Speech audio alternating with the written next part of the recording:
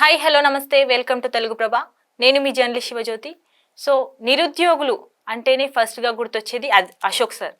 నిరుద్యోగుల పక్షాన పోరాడుతూ నిరుద్యోగులకు ఏ సమస్య వచ్చినా నేను ముందుంటా అంటూ వారిని ముందుకు నడిపిస్తూ మరియు ఎగ్జామ్స్ పోస్ట్ పోన్ అవ్వాలన్నా ఎగ్జామ్స్ పోస్ట్స్ పెంచాలన్నా కూడా అశోక్ సార్ ముందుండి నిరుద్యోగుల పక్షాన పోరాడుతుంటారు. అలాంటి అశోక్ సార్ ఇప్పుడు మనతో ఉన్నారు. నమస్తే సార్. నమస్తే అమ్మా. సార్, మీరు ఫస్ట్ జర్నలిస్ట్గా మీ జీవితాన్ని స్టార్ట్ చేసి ఒక ఉపాధ్యాయుడిగా మీ మలుపు తిరిగింది మీ జీవితం. ఎందుకు సార్, ఎందుకు మారాల్సి వచ్చింది? అంటే నేను బేసికల్లీ జర్నలిస్టు డిగ్రీలో ఉన్నప్పుడే జర్నలిజం కోర్స్ చేశాను. తర్వాత యూనివర్సిటీలో ఎంసీజే చేయడం జరిగింది. 2002 నుంచి వార్తా పేపర్లో, ఆ తర్వాత కొత్తగా వచ్చిన ఆంధ్రజ్యోతిలో, తర్వాత సాక్షి పేపర్లో, నమస్తే తెలంగాణలో కూడా నల్గొండ ఎడిషన్ ఇన్ఛార్జిగా, రంగారెడ్డి ఇన్ఛార్జిగా, ఆ తర్వాత 10 జిల్లాల ఎడ్యుకేషన్ చీఫ్గా నేను పనిచేశాను. జర్నలిస్టుగా పనిచేస్తున్న సందర్భంలోనే నేను పోటీ పరీక్షలు ప్రిపేర్ అయ్యాను. జేఎల్ లాంటి ప్రిపేర్ అయిన కారణంగా సబ్జెక్టు పైన ఆర్టికల్స్ రాసేవాడిని.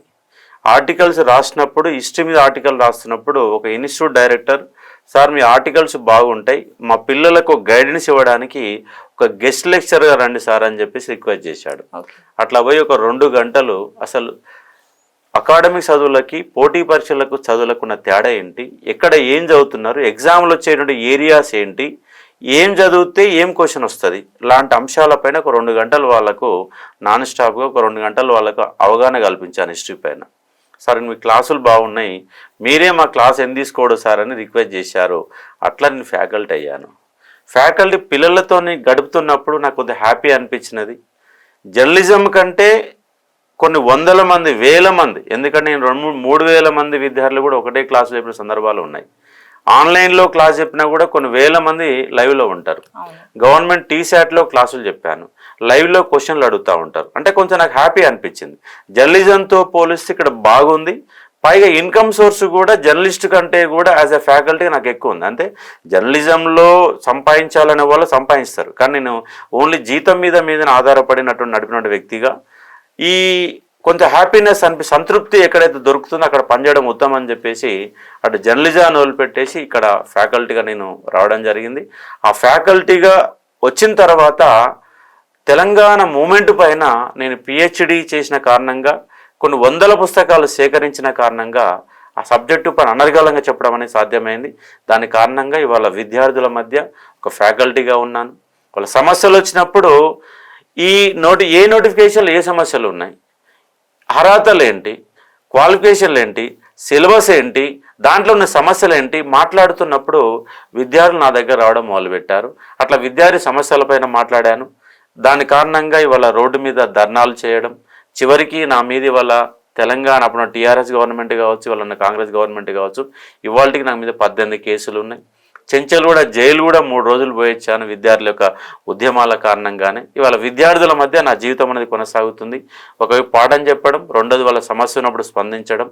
పైగా నువ్వు గ్రామంకి వెళ్ళి వచ్చాను కాబట్టి విద్యార్థి యొక్క సాధక బాధాలు ఏంటి, ఎందుకంటే గవర్నమెంట్ స్కూల్ పోయినప్పుడు సైకిల్ మీద చదువుకున్నాం, గవర్నమెంట్ జూనియర్ కాలేజ్ చదువుకున్నాం, government degree college NG college చదువుకున్నాం, ఉస్మాన్ యూనివర్సిటీలో చదువుకున్నాం. మొత్తం గవర్నమెంట్ వ్యవస్థలో ఊళ్ళకి వెళ్ళి ఒక మధ్యతరగతి ఉన్నటువంటి విద్యార్థి, వెనకబడినటువంటి విద్యార్థి, ఎకనామికల్ లేనటువంటి ఇబ్బంది పడే ప్రతి విద్యార్థి యొక్క సాధక బాధ తెలుసు. కాబట్టి మాట్లాడే శక్తి ఉండి, క్వశ్చన్ చేసే శక్తి ఉండి, క్వశ్చన్ చేయకపోవడం కూడా తప్పే అని చెప్పేసి నా మనసు చెప్తా ఉంది. అందుకే వాళ్ళ తరపున ఇవాళ గలం వినిపిస్తున్నాను, మాట్లాడుతూ ఉన్నాను. మరి ఇప్పుడు ఉపాధ్యాయ వృత్తిలో మీకు సంతృప్తి లేదా సార్?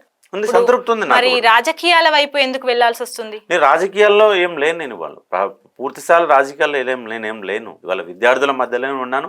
విద్యార్థులకు సంబంధించే గ్రాడ్యుయేట్ ఎమ్మెల్సీ వచ్చినప్పుడు విద్యార్థులంతా సార్ మా గురించి మీరు కొట్లాడుతున్నారు, మీరే సరైన పర్సన్ అని చెప్తే నేను ఎమ్మెల్సీగా పోటీ చేశాను. నేను ఏ పార్టీలో ఇవాళ సభ్యత్వం తీసుకోవాలి, ఏ పార్టీలో ఇవాళ కొనసాగుతలేను. విద్యార్థుల మధ్యనే, విద్యార్థుల సమస్యల మీదనే మాట్లాడుతున్నాను. రేపటి సంది సామాజిక సమస్యల మీద కూడా గలమెత్తాలని బలంగా నిర్ణయించుకున్నాను. ఇక నెక్స్ట్ నేను కూడా ఒక మార్నింగ్ న్యూస్ కూడా మొదలుపెట్టి, ఎందుకంటే 15 ఏళ్ళ జర్నలిస్టు జీవితం కూడా నా దగ్గర ఉన్నది కాబట్టి అవగాహన ఉంది. జాతీయ అంతర్జాతీయ అంశాలపైన, స్థానిక అంశాలపైన, రైతుల సమస్యలపైన 15 ఏళ్ళు జర్నలిజం జీవితంలో గడిపిన నేను ఇక సామాజిక సమస్యలపైన కూడా గలం విప్పాలి, మార్నింగ్ న్యూస్ చేయాలని కూడా నిర్ణయించడం జరిగింది.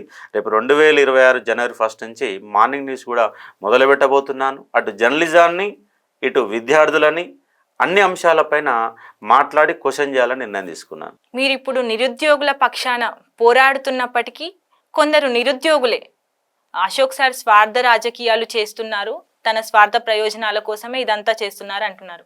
దానిపై మీరేమంటారు? ఎందుకంటే వాళ్ళ కాంగ్రెస్ పార్టీలు ఉన్నారు. వాళ్ళ కాంగ్రెస్ పార్టీ వ్యతిరేకంగా మాట్లాడుతున్నప్పుడు కాంగ్రెస్లో ఉన్న విద్యార్థి నాయకులు ఉంటారు, వాళ్ళు మాట్లాడతారు.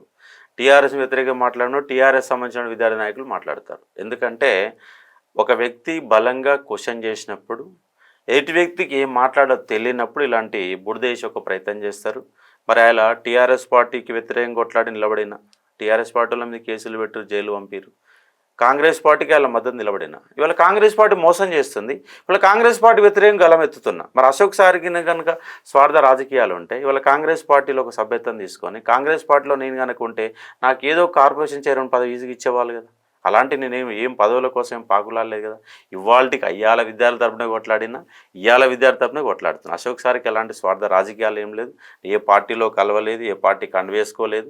సమస్యలు ఉన్నప్పుడు ప్రతిపక్షాలు కానీ, అధికార పక్షం కానీ, లీడర్లు కానీ, నాయకులను కానీ అందరినీ కలిసి చర్చించుకో ప్రయత్నం చేస్తున్నాను. ఫ్యూచర్లో అశోక్ సార్ రాజకీయాల్లోకి వెళ్ళే ఛాన్సెస్ ఉన్నాయా సార్? అంటే దానికి పరిస్థితులను బట్టి, కాలమాన పరిస్థితులను బట్టి అప్పుడు మారితే మారవచ్చు.